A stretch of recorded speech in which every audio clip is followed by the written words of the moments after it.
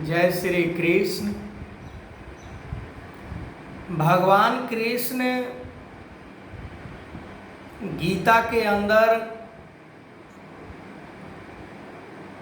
परमात्मा को जो प्राप्त करने का विधि समझाए हैं मनुष्य को, वो बड़ा कठिन है पर बड़ा सराहनीय है। संसार के मोह माया को बिल्कुल त्याग करने की बात भगवान कृष्ण कह रहे हैं।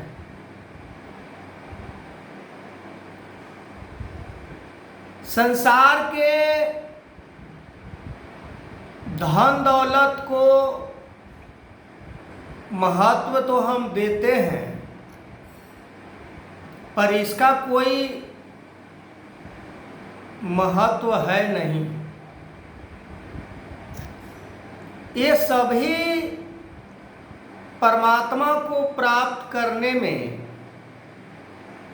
बाधा होता है। हम कभी कभी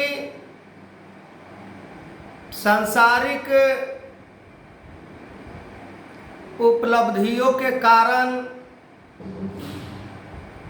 समाज में, मानव परिवार में प्रतिष्ठा तो पा जाते हैं, इज्जत तो मिल जाती है, पर वो इज्जत और प्रतिष्ठा हमें कोई काम नहीं आता।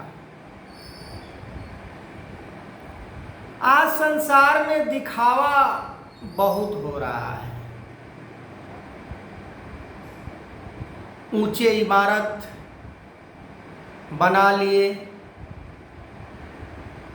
तो समाज में वैल्यू बढ़ जाता है, पर ये सब क्यों होता है?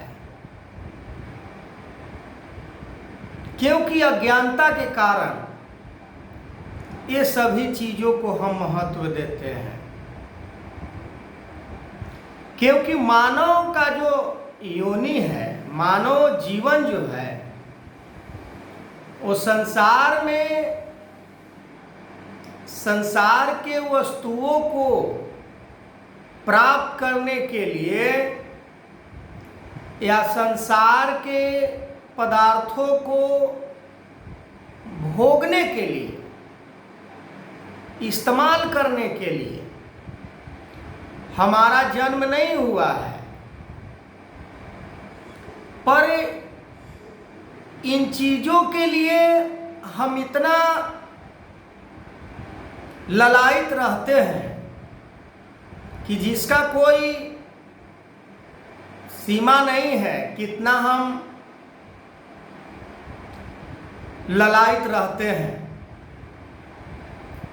यदि गौर से देखा जाए, पूरे सृष्टि को बनाने वाला एक मालिक है निराकार, और पूरे सृष्टि को चलाने वाला भी ये निराकार ही है। ये हम नहीं कह रहे हैं। जिस धर्म से आप आते हैं, जिस धर्म को मानते हैं, पर धर्म 2 4 10 होता नहीं है। धर्म तो बस एक होता है, वो है मानवता। पर हमारा धारणाएं अलग धर्म को मानकर उसी को मानना शुरू कर देते हैं। कहीं पर हिंदू धर्म, कहीं पर सिख धर्म, कहीं पर ईसाई धर्म, कहीं पर मुस्लिम धर्म, अनेकों अलग से एक मान्यता को बनाकर हम धर्म को संज्ञा देते हैं, पर हमें इन चीज़ों को, हमें इन सारे बातों को पता कैसे चलेगा कि हम वास्तव में धर्म को मान रहे हैं। हमें मानने के लिए ऐसा ही धर्म को धर्म शास्त्रों में बताया है। धर्म शास्त्र के अंदर गीता, पुराण, कुरान, बाइबल, उपनिषद, रामायण, महाभारत, वेद, किसी के अंदर ऐसा वर्णित नहीं है कि तुम हिंदू हो, तुम मुसलमान हो, तुम सिख हो, तुम ईसाई हो। ना, ऐसा नहीं है। पर हम इस चीज को मानते हैं, और इन चीज को मानकर संसार में जो नफरत आज फैल रहा है, घृणा जो फैल रहा है, इन सभी कारणों से भी फैल रहा है। और संसार में कुछ लोग संसार के उपलब्धियां को प्राप्त कर लेते हैं, तो फिर जो साधारण मनुष्य जीवन जी रहे होते हैं, उन्हें कोई आदर और सम्मान नहीं होता। पर ज्ञान को इन सारे चीजों से कोई लेना देना नहीं है।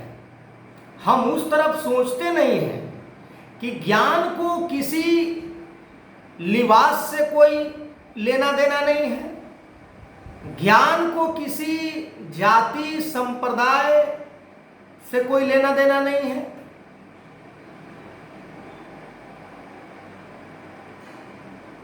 छोटा बड़ा, काला, पढ़ा हुआ, अनपढ़, इन सारी चीजों से ज्ञान को कोई लेना देना नहीं है। ज्ञान किसी काल में, किसी समय में कोई भी प्राप्त कर सकता है, पर ज्ञान उसी को प्राप्त होता है जो तीनों बैरियर को गिराकर चौथा जो स्टेप है। कहा जाता है कि भक्त इस संसार में परमात्मा को प्राप्त करने के लिए 4 इच्छा वाले होते हैं: आर्थ, अर्थार्थी, जिज्ञासु और ज्ञानी। ज्ञानी जो भक्त होते हैं वही परमात्मा को प्राप्त करते हैं। बाकी तो बीच में कोई जानने का इच्छा रखता है, कोई धन वैभव के लिए इच्छा रखता है, कोई मान सम्मान के लिए इच्छा रखता है। पर जो ज्ञानी होते हैं ना, वो केवल परमात्मा को प्राप्त करना चाहते हैं।